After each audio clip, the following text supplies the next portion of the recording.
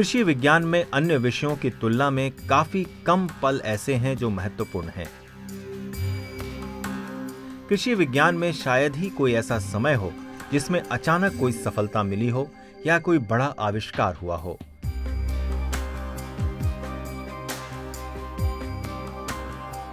यहां सिर्फ धीमी गति से सदियों पुराने मिट्टी को तैयार करने के तरीकों से लेकर उनमें बीज बोने तक और फिर लंबे समय बाद उपजाऊ बीज के लक्षणों को देखकर ही कोई निर्णय लिया जाता है।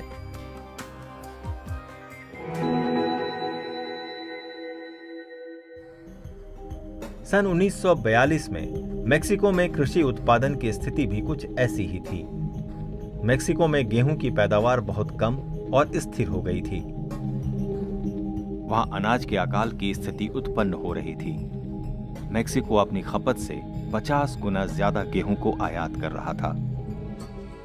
तब 1943 में मेक्सिको सरकार के कहने पर रॉकफेलर फाउंडेशन द्वारा कृषि अनुसंधान और प्रशिक्षण कार्यक्रम चलाया गया, जिसका लक्ष्य मेक्सिको में अनाज के उत्पादन को बढ़ाना था।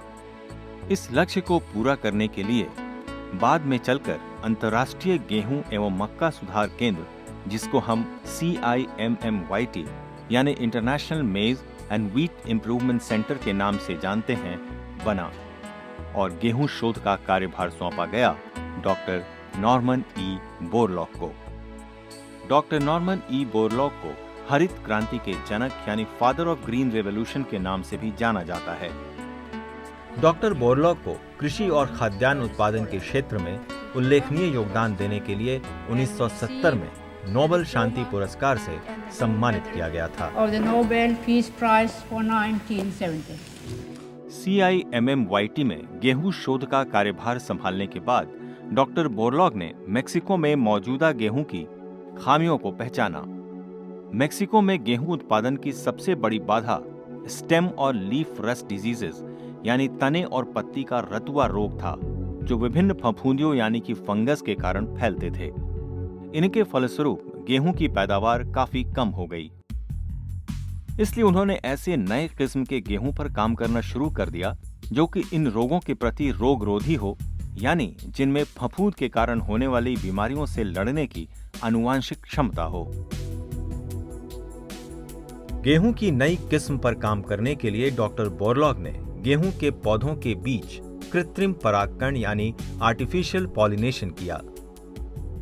क्योंकि गेहूं एक स्वपरागित यानी सेल्फ पॉलिनेटेड फसल है। आप सोच रहे होंगे कि आर्टिफिशियल पॉलिनेशन और सेल्फ पॉलिनेशन होता क्या है। इसे समझने के लिए हमें पहले गेहूं के पौधे को समझना होगा। मनुष्य की तरह गेहूं के फूल में भी नर और मादा अंग होते हैं। गेहूं के नर भाग मतलब कि परागकण यानी पॉलन ग्रेन्स उसी फूल के मादा भाग यानी ओवरी तक पहुंचते हैं। इस प्रक्रिया को स्वपरागकण यानी कि सेल्फ पॉलिनेशन कहते हैं। स्वनिषेचन यानी सेल्फ फर्टिलाइजेशन की क्रिया से गेहूं के बीज का निर्माण होता है और आर्टिफिशियल पॉलिनेशन में एक प्रकार के पौधे से परागकण यानी पॉलन को लेकर दूसरे प्रकार के पौधे में डाला जाता है।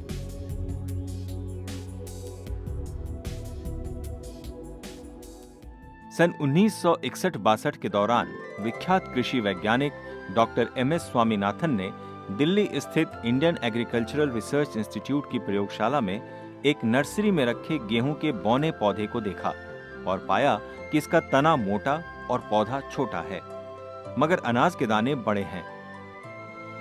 तब सन 1962 में डॉक्टर MS स्वामीनाथन ने डॉक्टर नॉर्मन बोरलॉग द्वारा संचालित इस उच्च उपजाऊ कार्यक्रम की सफलता के महत्व को ध्यान में रखते हुए डॉक्टर बोरलॉग को भारत आने का निमंत्रण भेजा। सन 1963 में जब बोरलॉग भारत आए तो उन्होंने IARI के वैज्ञानिकों के साथ जयपुर, लुधियाना, पंतनगर और कानपुर स्थित गेहूं के केंद्रों का मुआयना किया और IARI के वैज्ञानिकों के साथ विचार विमर्श करने के बाद डॉक्टर बोरलॉग ने मेक्सिको वापस जाकर 100 किलोग्राम बौना और 100 किलोग्राम अर्ध बौना किस्म के गेहूं के बीजों को भारत भेजा। अलग अलग केंद्रों के वैज्ञानिकों ने इन बीजों की किस्मों की जांच के बाद कुछ बीजों की किस्मों का चयन किया, जिनमें 2 किस्म सबसे ज्यादा प्रसिद्ध हुई। कल्याण सोना और सोनालिका। कल्याण सोना और सोनालिका दोनों किस्में अधिक उपज देने वाली पाई गईं। सन 1967-68 में इन दोनों किस्मों की उच्च औसत उपज 42 क्विंटल प्रति हेक्टेयर और 44 क्विंटल प्रति हेक्टेयर तक बढ़ गई। And this creates tremendous enthusiasm from the farmer who is always, the peasant farmer who's always been accused of being conservative. He's not conservative. You show him a chance of making an improvement in his way of life, and if the difference between his former method and the results that he gets with the new is great enough, he'll go ahead with it. धीरे धीरे पूरे भारतवर्ष में तकरीबन 85 बौना किस्म के बीजों को विकसित किया गया।